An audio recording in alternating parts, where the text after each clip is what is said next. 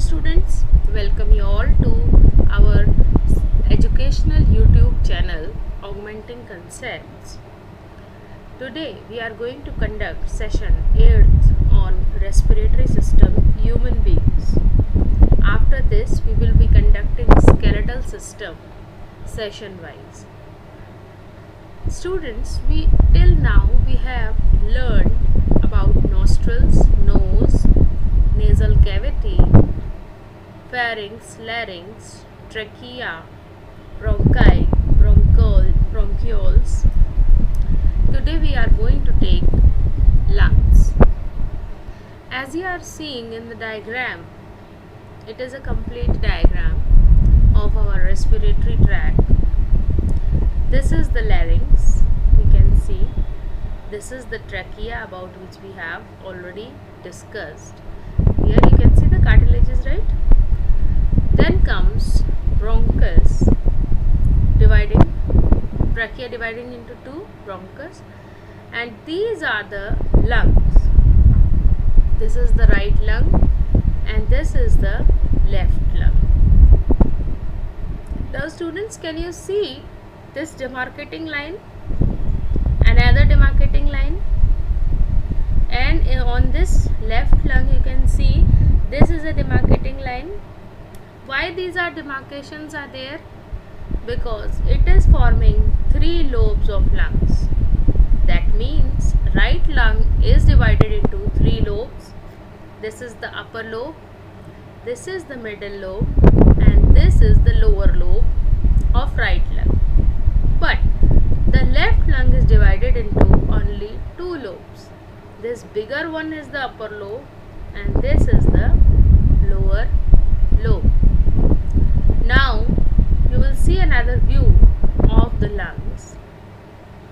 This is the 3D view. You can see, if we hold the lungs like this, you can see this is the muscular organ which contains the network of bronchi and alveoli.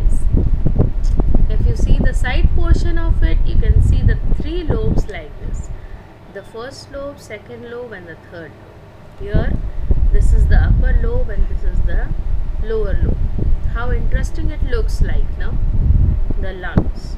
It fills up with the air and provides the whole body with fresh oxygen and helps the body to get rid of the CO2.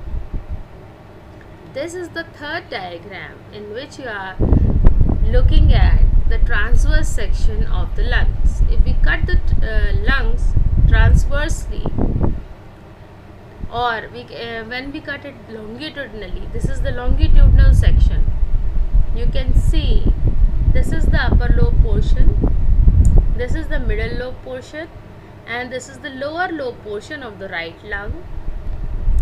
This is the upper portion of left lung. This is the lower portion of left lung. This is the trachea. How the trachea is divided into right bronchus. This is the left bronchus. Then how the bronchioles. This is the right bronchioles. And these are the left bronchioles. How they are divided?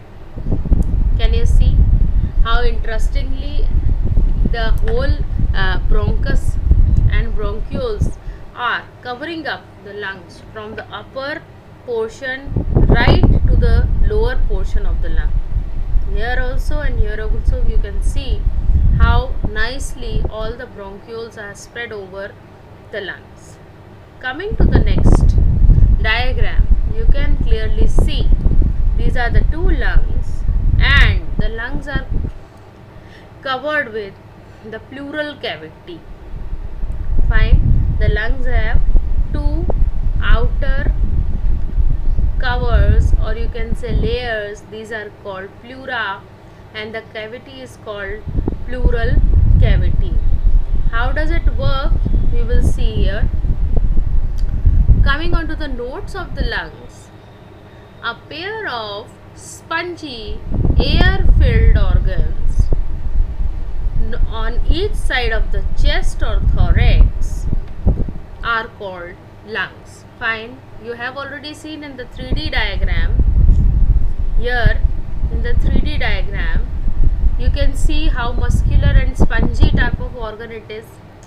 Fine, it is a spongy organ.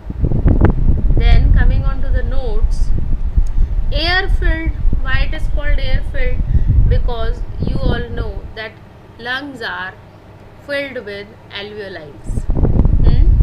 ऐसा क्यों कहा गया है कि lungs जो है वो air filled organs होते हैं? अभी हमने आपको कल वाले सेशन में बताया था कि जो लंग्स होते हैं उनमें ब्रोंकियोल्स के लास्ट में एयर सैक होते हैं, अंगूर के गुच्छे की तरह, जिनमें हवा हमेशा ही भरी रहती है, जिसके बारे में हम कल डिस्कस करेंगे कल के सेशन में, क्योंकि वो लंग्स के अंदर का ऑर्गन है। तो पहले लंग्स पढ़ेंगे, फिर एल्वियोलाइज पढ़ेंगे।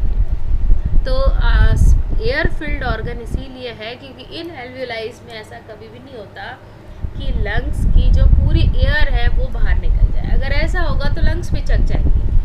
दैट इज़ वाई इनको कहा गया है एयर फिल्ड ऑर्गन्स।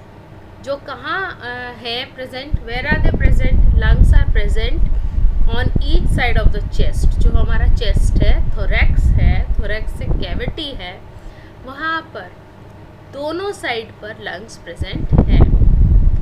क्या है definition? A pair of spongy air filled organs on each side of the chest और थोरैक्स आर कॉल्ड लंग्स।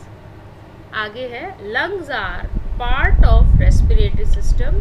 ऐसा क्यों कहा है? क्योंकि रेस्पिरेटरी सिस्टम स्टार्ट हो रहा है right from the nose, the nostrils, and ending up to the alveoli inside the lungs. So lungs are the part of the respiratory system. Lungs क्या है? It is a group of tissues. Tissues आपको पता ही है। Cell जो होता है वो smallest unit of the building block होता है बॉडी का, smallest unit of the body होता है, ठीक है। तो ये जो सेल है, इस सेल्स जो आपस में मिलकर टिश्यू बनाते हैं, group of cell is called tissue and group of tissue makes up an organ. Fine. So it is a group of tissue. कौन सा? lung. Lung is a group of tissue. Why? Because this group is forming an organ, respiratory organ. अच्छा, it is a group of tissues that works together to help us to breathe. ये एक ऐसा organ है जो हमें breathe करने में help करता है. It works to move fresh air into the body and also remove waste gases. ठीक है, क्या करता है लंग्स? इसका काम क्या है कि ताज़ी हवा को शरीर में पहुंचाना और शरीर की जो वेस्ट हवा है उसको बाहर निकाल देना. It works to move fresh air into the body and also remove waste gases. Its main function is to help oxygen to enter red cells in the blood. अभी ज़रा ध्यान देंगे अगर तो पता चलेगा कि जो ब्रोंकस है, ट्रैकिया है, ये क्या कर रहे हैं? फ्रेश एयर को अंदर भेज रहे हैं, ठीक है। अब लंग्स के लिए भी अगर हम ये कहें कि ये भी हवा अंदर भेज रहा है तो इतना डिटेल नहीं होगा ये, पर डिटेल क्या होगा कि जो लंग्स है वो हेल्प कर रहा है ऑक्सीजन को ब्लड में मिलने के लिए. Its main function is to help the oxygen to enter into the red cells in the blood. ठीक है, वो कैसे? वो एल्वेलाइज के थ्रू. और वो कैसे, वो हम कल वाले सेशन में देखते हैं, because it is the next topic. Fine. Red blood cells then carry oxygen around the body to be used in the cells found in our body. ठीक है, अब ये जो रेड ब्लड सेल्स होती हैं हमारे शरीर में, आपको पता ही है कि जो ब्लड है उसमें रेड ब्लड कैप्सूल्स होते हैं. ये रेड ब्लड कैप्सूल्स जो ब्लड वेन्स हैं उसमें रहती हैं, और ये जो ब्लड वेन्स हैं वो एल्वेलाइज के चारों तरफ रहती हैं. जो ऑक्सीजन लंग्स में आती है वो ऑक्सीजन डिफ्यूज़ होके और ब्लड सेल्स में जाती है, और वहाँ की CO2 वापस एल्वेलाइज में आके और लंग्स के थ्रू बाहर चली जाती है. ठीक है, नॉस्ट्रिल्स के थ्रू बाहर चली जाती है. अराउंड द बॉडी, ये देखो red blood cells carry oxygen around the body. अब ये रेड ब्लड सेल जैसे ही ऑक्सीजन रिच हो जाती है पूरे शरीर में दौड़ती है, जहाँ जहाँ टिश्यूज़ को डैमेज हुआ है उनको रिपेयर करती है, प्लस ऑक्सीजन की जो रिक्वायरमेंट है उसको पूरा करती है. वहाँ से CO2 को उठाती है और वापस एल्वेलाइज में देके बाहर भेज देती है. ठीक है, lungs also helps the body to get rid of CO2 gas when we breathe out. जब हम सांस छोड़ते हैं तो सारी की सारी CO2 जो वेस्ट हमारी गैसेस है वो बाहर चली जाती है। और सांस छोड़ने के बाद जैसे ही दोबारा सांस लेते हैं ऑक्सीजन अंदर जाती है, पूरे शरीर को मिलती है। We breathe about 960 breath in an hour and 23,040 breaths in a day and 84,09,600 breaths in a year. Fine, इतनी सांसें हम 1 घंटे, 1 दिन और 1 साल में लेते हैं। अनलेस, जब तक कि we get a lot of exercise, जब तक कि कोई इंसान इससे ज़्यादा बहुत ज़्यादा एक्सरसाइज ना करे, नॉर्मली इतनी ही सांसें लेता है, नहीं तो थोड़ी बढ़ जाती है। The person who lives to 80 will take about, कितना हुआ ये यूनिट है ना, 100,000 लाख 10 लाख करोड़, ठीक है, 6 करोड़ ब्रीथ्स लेता है ये, 6 मिलियन ब्रीथ्स, इतनी ब्रीथ्स लेता है लाइफ टाइम में। जो 80 साल तक जिएगा वो इतनी ब्रीथ्स लेगा पूरे अपने लाइफ टाइम। ये तो हो गई अपनी facts. Lungs work all the day and night whether you are awake और स्लीप, चाहे आप जाग रहे हो चाहे सो रहे हो, लंग्स सुबह शाम दिन रात काम करते रहते हैं। A normal breathing rate for an adult at rest is 8 to 16 breaths per minute. एक एडल्ट जो ज़्यादा एक्सरसाइज नहीं कर रहा हो उसके लिए 8 to 16 ब्रेथ्स पर मिनट एक नॉर्मल ब्रीदिंग रेट है। For an infant a normal rate is up to 44 breaths per minute. छोटा जो इन्फेंट होता है, बिल्कुल ही छोटा गोद का बच्चा, उसके लिए 44 ब्रेथ्स पर मिनट नॉर्मल होता है। अब आ जाते हैं हम इसके लोब्स पे।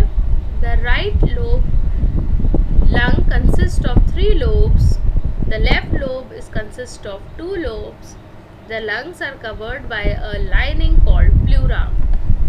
ठीक है, इतना आपको बता दिया कि जो लंग्स हैं दोनों साइड के, उसमें कितने लोब्स होते हैं, we have seen in the diagram. और जो प्लूरा है दैट इज द लाइनिंग और a layer which covers up the lung from the outside. ठीक है, अब ये जो प्लूरा है या लेयर है, it has 2 layers, pleura has 2 layers, the outer is called parietal pleura. ठीक है, बाहर की जो प्लूरा होती है उसे पैराइटल प्लूरा कहते हैं। ये देखिए, ये जो बाहर की लाइन है, इसको, ये जो प्लूरा है, जो लेयर है जो लंग को बाहर से कवर करके रखती है, उसे कहते हैं प्लूरा। ठीक है, और इन दोनों 2 तरह के प्लूरा में 2 लेयर्स होती हैं, आउटर एंड इनर। आउटर को कहते हैं पैराइटल प्लूरा, अंदर को कहते हैं विसरल प्लूरा, और इन दोनों के बीच की जो जगह होती है उसे कहते हैं प्लूरल कैविटी। ठीक है, दोनों प्लूरास के बीच में जो गैप होता है उसे कहते हैं pleural cavity. The pleura has 2 layers. The outer is called parietal pleura. It is attached to the thoracic cavity. Lungs कहाँ पे है? thorax में है। thorax की cavity जो है उससे attached रहता है pleura।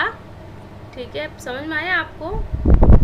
The inner is called the visceral pleura, which covers the lungs. अंदर वाली जो है वो visceral pleura है, जो कि पूरा किसको, लंग्स को, ये देखिए ये विसरल प्लूरा है, ये पूरा लंग्स से अटैच है, और ये पैराइटल प्लूरा है जो कि थोरेसिक कैविटी से अटैच है। ठीक है, then the pleural cavity is the space between visceral and parietal pleura. दोनों प्लूरास के बीच में जो गैप है उसे प्लूरल कैविटी कहते हैं। इसमें क्या होता है, this cavity is filled with a fluid, एक लिक्विड या फ्लूइड से ये दोनों के बीच की जो जगह या कैविटी है वो भरी रहती है। क्यों? Which provides a room for lungs to expand during inhalation. अभी सारा टिश्यू ही हो जाएगा तो लंग्स एक्सपैंड कैसे करेगा? तो हम जैसे ही सांस लेते हैं तो हमारा जो थोरैक्सिक कैविटी है वो फूलता है कि नहीं? ये फूलता कैसे? क्योंकि लंग्स फूलते हैं। लंग्स को फूलने के लिए जगह कौन देगा? यही फ्लूइड देगा। ठीक है, सांस लेते समय, इनहेल करते समय लंग्स का जो एक्सपेंशन होता है वो इसी फ्लूइड के कारण जो जगह बनती है उसकी वजह से होता है। लंग्स फूला, थोरेसिक कैविटी से ज़्यादा बाहर तो नहीं आ सकता, ठीक है, लेकिन उसको मूव करने के लिए ये फ्लूइड काम देता है। जैसे अगर हम इस डायग्राम में चले तो देखेंगे, ये देखिए ये लंग्स हैं, यहाँ से हवा आई, ठीक है, हवा दोनों लंग्स में चली गई, लंग्स में हवा भरने के कारण ये थोड़ा गुब्बारे की तरह फूल गया। कैसे, ये जो इनर लाइनिंग है ना ये फूलेगी तो इस ये लिक्विड जो है इसको स्पेस देगा और ये लंग्स फूल सकेगा। अब वापस एक्सहेलेशन हो जाएगा तो अपनी पोजीशन पे आ जाएगा, इनहेलेशन होगा तो वापस फूल जाएगा, ठीक है। तो लंग्स जो हैं वो कहाँ से कवर्ड रहते हैं, एक लेयर से कवर्ड रहते हैं जिसको कहते हैं प्लूरल लेयर। ये जो प्लूरल लेयर है ये राइट लंग और लेफ्ट लंग दोनों में प्रेजेंट होती है। इस प्लूरल लेयर के दो पार्ट्स होते हैं, visceral pleura and parietal pleura, and both the layers have one cavity in between them. उनके बीच में क्या होती है, स्पेस होती है, कैविटी होती है, जिसका नाम होता है प्लूरल कैविटी। इस प्लूरल कैविटी में फ्लूइड भरा रहता है। इस फ्लूइड का काम क्या है, इनहेलेशन के समय लंग्स को एक्सपेंशन करने में हेल्प करना। तो आपने देखा कि स्पंजी ऑर्गन, लंग्स कैसा ऑर्गन है, स्पंजी ऑर्गन है। ये part of the respiratory system है, ग्रुप ऑफ टिश्यू है जो कि हेल्प करता है रेस्पिरेशन में। और इसका मेन काम क्या है, ब्लड सेल्स को ऑक्सीजन देना और उनमें से CO2 को लेकर बाहर फेंकना, ठीक है। उसके बाद में हम कितनी सांस एक दिन में, एक साल में और एक घंटे में लेते हैं उसका ब्यौरा है।